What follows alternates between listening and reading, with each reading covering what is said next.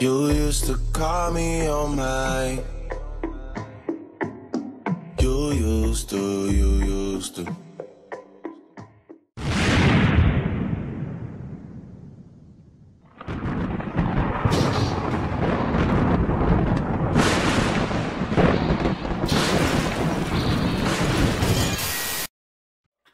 What's up, everybody? Welcome to another episode of Interview Under Fire. Today I have with me the newest member of Funny Farm Records, Mr. Fuentes. What's going on? Hi. How you doing? You ready to do this or what? Not at all. Not at all. Yeah, let's do this.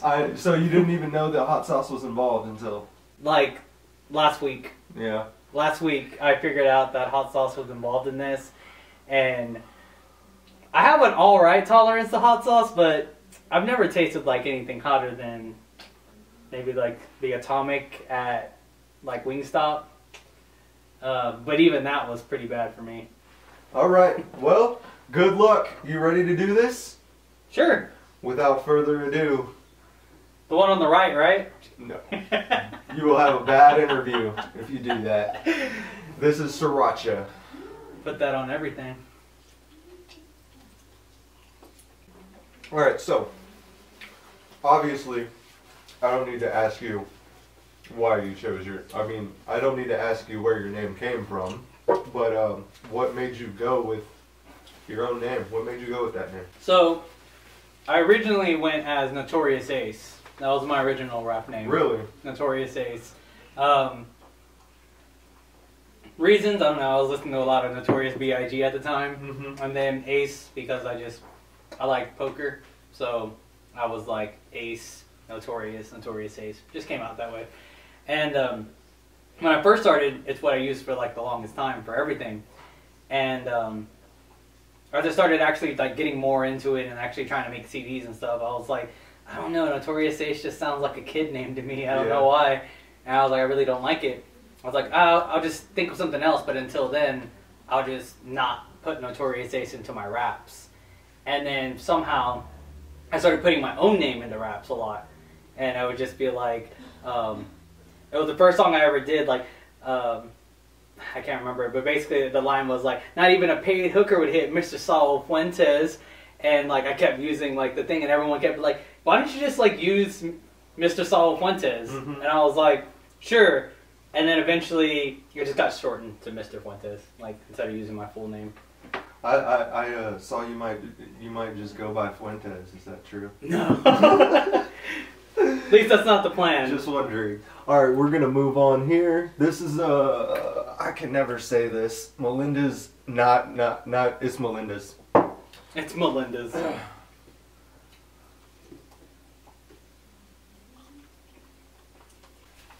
All right. Who is your biggest influence ever? Eminem. Eminem? Mm-hmm. Any particular reason? Well, besides, I guess that's an obvious. No, I think it's valid, just because, like, Eminem isn't for everyone either. I mean, he is awesome at what he does. Like, the first rapper I really ever listened to, it was a Ludacris Word of Mouth CD. And I listened to that CD back and front all the time. Like, just kept going through it. And then, like, Ludacris has his own little zany kind of, like, style in general. Mm-hmm. And then Eminem, to me, just pushed it further with his style of being more wacky and zany and just not caring or giving a fuck. He just did whatever he wanted. Right. And it just intrigued me. It was a lot different than anything I heard at the time, especially on the radio. And so I just started listening to more Eminem. And then eventually, he just became one of my bigger influences. I mean, he's an influence to us all, I think. All right, we're gonna move on. This next one is Heathen Heat. This is a new one, set all the way from New York. This is made by Philosophy out there, so see if you like it. Cheers.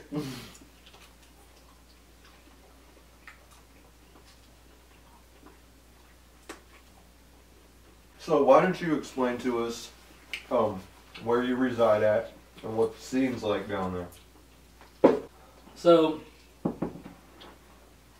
there's a lot of people that are active, and sorry. So I'm originally from Rockport, Texas, which is right next to Corpus Christi, Texas. Mm-hmm. It was so like Rockport itself, it's not really active with a lot of rappers. It was funny because at the time when I was trying to like start doing stuff, all of a sudden like 6 or 7 different rappers just came up out of nowhere, all dropping music, doing shows, all that. And at the same time, I stopped doing stuff, and I just want to say it's coincidental. Everyone else stopped doing stuff in the Rockport area and ventured on their own things. And then you move on to Corpus Christi, and there's a lot of people that are doing things, but it's all their own cliques. And that's what, I mean, it kind of like, I don't want to say it bothers me, like, it just, you know, they got their own little group, so they're only trying to put themselves on, and they're not trying to me personally, I don't think they're really trying to collaborate with each other as much. That or they just don't like me. I don't know which one it is yet. But like, I kind of understand. A lot of these, they're all younger cats too. They're all like 20, 21, and I'm like 29. So like, I have like a big gap between all these kids trying to do out there. Anyone that's my age already gave up on their dream a long time ago. Right. So I don't know if it's just maybe like an age difference type of thing. But I mean, there's people out down there. They're trying to do their thing. It's just really hard. Like, I read an article once that was talking about how like Corpus Christi, just the south of Texas, is the worst for entertainment venues and stuff because people literally just don't want to leave their house. Like, and so nobody goes out. That's why when you see the tours, nobody goes down there in much because people just don't go out to pay out for it to be worth their cost to go down there. The scene kind of suffers the same way. Every scene? Is that what you said? No, the scene kind of suffers the same way. Corpus Christi and Rockport. Yeah, I mean, Rockport itself is a very small town, so you're not really going to do shows in Rockport, honestly. But Corpus itself, like bands, people go there all the time. Big acts go to Corpus, and people will show up for the big acts. But if you're a nobody, no one wants to show up. Right. Like, it's hard to get your own friends out there. I mean, it is a 30-minute drive, but even then, people don't want to drive 30 minutes from Rockport to Corpus. We've got that problem here in DFW as well. And it's also not that, like, I understand. Like I said, I'm 29.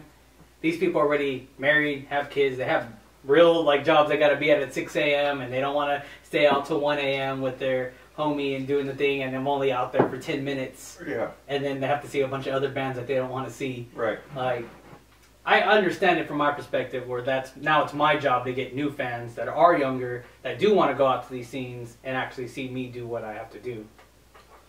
Cool. All right. Well, let's go ahead and move on to the next one. This is Mad Dog 357. I see a little sweat pouring. You telling you, man, a little bit. I'm a sweater, man. My mouth can handle way. Well, that's about to sound really bad. You heard it. His mouth can handle way more than that.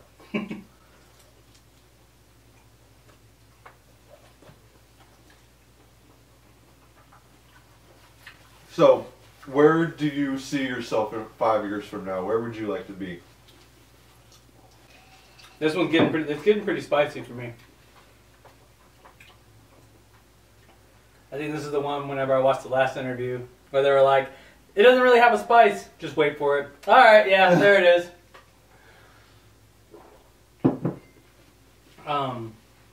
Sorry, what was the question again? Well, where do you see yourself 5 years from now? Where would you like to be? Honestly, just doing this more. I want to be more active on the music scene. I want to be touring. Honestly, it's like a means to an end. Like, I do want to do entertainment as my living, but I also do want to start a family and do things, and that's one of the reasons. Like, I don't have kids. At the moment, I don't have a girlfriend. But I mean, you got to do everything right financially and stuff before you really start doing that stuff. Like, I want to do this as a thing, and then once I start doing that, start trying to build a family and do stuff. So hopefully, so you're trying to get this off of the ground first before you start the family. Yeah, at least that's the idea. I mean, there's nothing. A lot of people got that all backwards, so I mean, there's nothing wrong with that. But hopefully, yeah. Hopefully, I'm starting my family in 5 years, and I'm somewhere where I'm able to use this as the medium to do that. Right. Yeah, that's good. That's a respectable. I think, a lot of people want the same thing, but a lot of people also have kids at 18. All right, we're gonna move on to the next one. This is Pain 100. This is where it's gonna start getting interesting.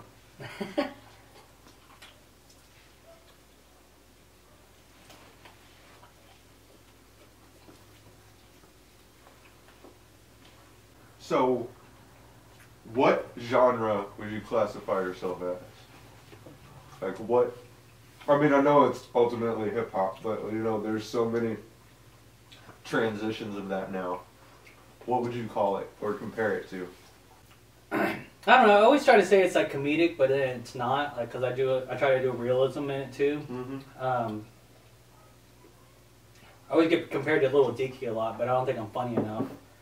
Like Lil Dicky, I think pushes it really far to the comedic side, where I think I'm like right there.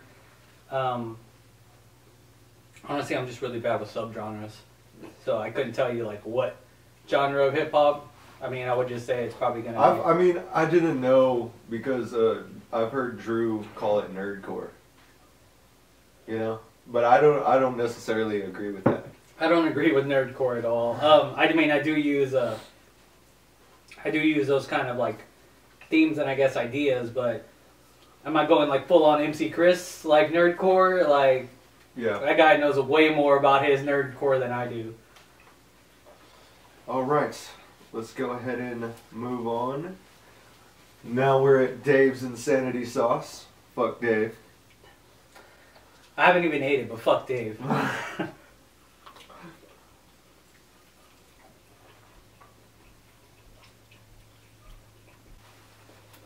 I wonder how many calories I'm burning right now. All right. What's a realistic collaboration wish for you?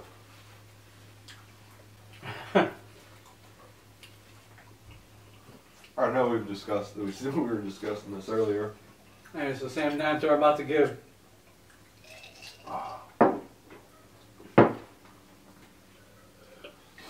If I could pull it off, or if Drew can pull it off, I would love to do a collaboration with Jaron Benton.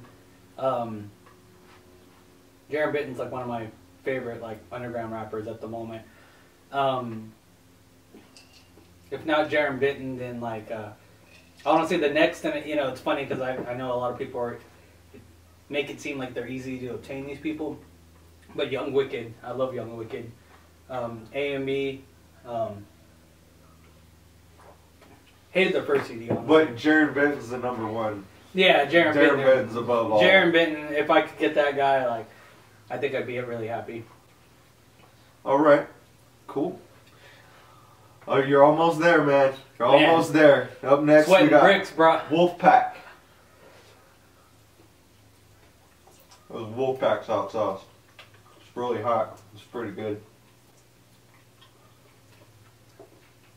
I don't know if I have taste buds anymore.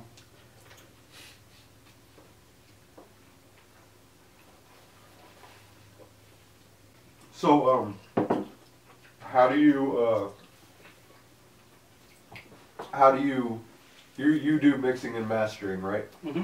What is your equation for building a song, like song formation? Do you write it first? Do you write out beats first? Do you build your own beats? So, at the moment, I mostly like buy beats and stuff. I like I really like Kato's beats, which is why I probably like Jaron Benton stuff too. So I lease out a lot of Kato's beats for the stuff that I do, and so usually I pick the beats first and then I write the lyrics. I never really too much do the opposite. Like I'll free write things, and if I can find something to put them to, I do. But I usually never write stuff with the intention to put it to like a beat if I don't write it to a beat. Right. Although there's exceptions to everything. There's things I've written in my head and I'm like determined to find a beat or get one made to match to this particular idea because it's just such a great. How long have you been mixing and mastering? The whole time you've been doing it? So yeah, when I was like When I was like 16, I got my first computer. My parents got their first computer. And I downloaded Audacity. Don't ever download Audacity, anyone. If they say it's great, go download Reaper. It's a great start. Anyway. And I used like literally like Walmart headphones with a microphone, and that's how I recorded my songs. Like, just connected to the computer's little microphone and just started recording like that. And then I learned how to edit through that and basically polished my skills and everything. And I went to school for it. And then pretty much what I learned just got enhanced a lot. Like, I pretty much had the basics, and then just everything blew up from there, like to what I know now, which is a lot of stuff. All right, cool. All right, man. This is the final round. Man. This is the bomb. I don't even know if we're gonna be able to adapt this today. You might have lucked out on that. Are you supposed to dab it on there?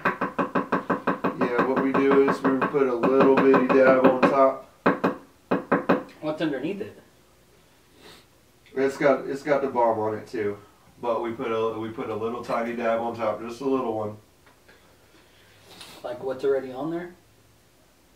Yeah, just like that. Just drop it. Just like kind of. Yeah. Okay. There you go. That's how hot this stuff is. All right. That's a dab. All right, man. Bottoms up. Should that be the first part to eat? I guess you went for it. Mm-hmm.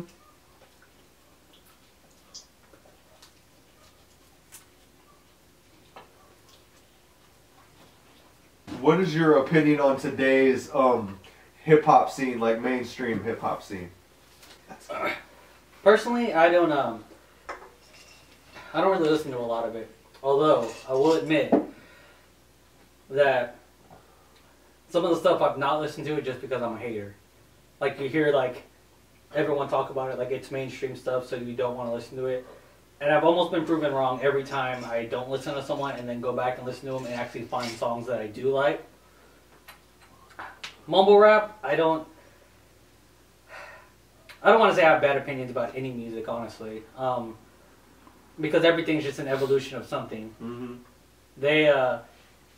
But I mean, some of it's just horrible, though. Yeah, I mean, a lot of it's garbage, and they just put it out there to put it out there. But it's what people want, I guess. Like, I mean, either it's beat-wise or actual. I doubt it's actual lyric-wise. Really, people don't want it. Like, people don't care what the hell these people are saying. They just want something good to listen. They just want something to bump their head to. Yeah. As long as it has a good beat. And I don't blame them. A lot of these people are just going to work to get away from the daily grind. They're trying to drive to work to forget about that they're depressed and hate life. And if they have something to just kind of nod their head with that upbeat, lifting kind of thing, I'm partying at the club. What's that awesome hip hop artist? He's a gangster rapper, Macklemore. Macklemore's a gangster rapper? He said what? What the fuck? You know, he's legendary. He said, you know, one man's trash is another man's treasure. That's how it is. I'm gonna pop some tags. All right. Well, Mr. Fuentes, you made it. You're alive. I can see that you're burning some. I am. It's actually, you're right, the burning kind of went away. I would like some more water, though. It's all empty. I'm just going to sit here. You made it through the challenge. You're able to say anything you want to the people, anything you got upcoming, where to find your music, anything like that. Floor is yours.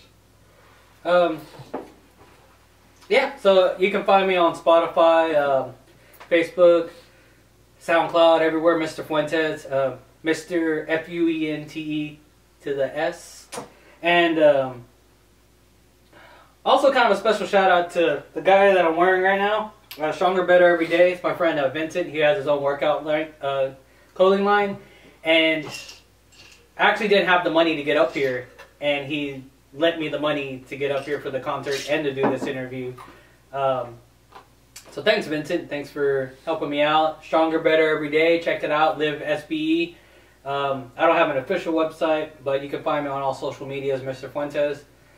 And thank you guys for having me. I mean, honestly, I was kind of scared, but yeah, my mouth is a little tingly and burning, but this is fun. You look like you're outside in the middle of a hot summer day. Like all Mexicans. All right, man. Well, we appreciate you being here. Thanks for coming up. For sure. The people won't see this, but in time. But tomorrow night we're doing a Adopt a Family charity show for Funny Farm Records, and yeah, we're out of here. Until next time, keep it burning. Take 47 billion. Kato on the track. I'm going to attempt to explain this to y'all all in one take. Mr. Fuentes. When I get off work, gotta do more work. When you have goals, that's one of the perks. Constantly watching and read information, trying to decide on the next step I'm taking. Write a new song for the metaphor, similes, rhythm and rhyme, then proper delivery. Write them, rewrite until proper assembly, so everyone listen and know that they feelin' me. But that's only step one. Then there's the video. How should it deep and go? Gotta be loud, opposite of a tippy toe. Gotta be loud like Figaro. Gotta be bright like a light when it hits your skull. I ain't doing this rap just to please me. Believe me, God, this shit ain't easy, but I make it look breezy when you all sees me. Me, myself, and I, we keep it G-easy, but also inspire the lines. I wanna stop all the depressed people dying. Motivation and laughter is what I'm supplying. If I only save one, well, fuck it, I'm trying. Need to get bigger and bigger, got lions. I'm talking real big, fit the belt of Orion. And I knew when I needed help. I went to college to record myself. I took the classes, then I passed the classes. Now I mix and master, and I do it well. I try to help people get on the scene when really I should have been helping me. And yeah, I still try to lend a hand, but if I can't, I hope you'll understand. If not, get the fuck out of my face. You can get out of my face. Yup. Get out of my face. You can get out of my face. Yup. Get out of my face. You can get out of my face. Yup. Get out of my face. Get the fuck out of my face. Look, I'm a humble guy. Don't get it twisted. I started off with almost no assistance. Put my music out just for y'all to listen. Sharpened up my skills and I stay persistent. Then other artists wanna hit me up. Not for a verse, just to hook them up. Like, hey bro, help me do a track. And when you need me, bro, I'll get you back. Needless to say, I never see these guys. When I ask for help, they never coming by. Like, sorry dude, couldn't find a ride. Yeah. Happens every time. Became the solo mutant ninja turtle. No master splinter, still jumping hurdles. Can't block my shot, can't block my cock. I'll rock a sock and leave reverse shell shock. Cause that's all I can really do. I have a purpose that I must pursue. If you have a dream, it's only up to you to bring that dream to life with or without a crew. So no, I'm not sorry at all if you give me a call and I say that I'm busy. You calling me heartless, then call me dizzy. Keep running these laps on these tracks till I'm dizzy. Yeah, I know how hard it can be, but having a team is a luxury. I have a vision, so it's up to me to bring the vision to reality. If you don't help me physically, mentally, if you can't be patient and wait for me, not my homie, my blood, or my family, then these soul leaders get far away from me. And I mean that in the most sincere way possible. Get the fuck out of my face. You can get out of my face. Yup. Get out of my face. You can get out of my face. Yup. Get out of my face. You can get out of my face. Yup. Get out of my face. Get the fuck out of my face. You can get out of my face. You can get out of my face. Get out of my face. You can get out of my face. Get out of my face. Get the fuck out of my face. Yeah.